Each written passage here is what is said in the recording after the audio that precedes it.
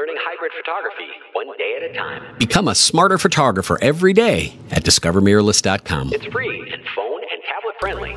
Hi, Joe Smithberger for discovermirrorless.com. So far in my posts, I've talked a lot about lighting. Thought I'd take a minute and talk about audio this time. Now, I don't claim to be an expert in audio recording by any stretch of the imagination, but we all know that audio is super important to getting a quality product when we're trying to do our talking portraits and our interviews for our clients. Now, all the camera manufacturers make terrific microphones. Some are specifically dedicated to a given camera model, and some are more generic. The microphone I'm using, I bought on the recommendation of a videographer friend of mine. It's called the Rode Video Mic, and I've used that for most of my posts so far. Now, the thing to remember when you're using a microphone with your camera is that proximity is really important. Now, even a shotgun mic will sound better if it's in close to your subject. Now, because of that, one of the most important things I have in my toolkit these days is this little extension cord. This I bought from Radio Shack for just $10. What this does is it connects my microphone with an 1/8" mini plug to my camera, also an 1/8" mini plug. It's stereo.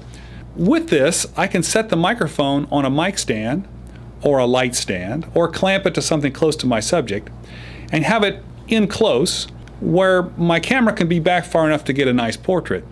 Typically, I'm going to be back 5, 6, 7, 8 feet from the subject to do a nice portrait shot. And the microphone, ideally, I want to get much closer. Ideally inside of 3 feet if at all possible. I'm not a big fan of lavalier style mics that clip on your shirt for my talking portraits. I much prefer to use a directional mic, but keep it off camera in close. That way I don't have to mess with my subject's clothes or try and snake something down their shirt to hide it from the camera.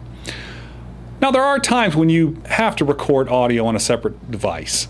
If you're running multiple cameras, or if you need to be much, much further away than we can use our little extension cord for.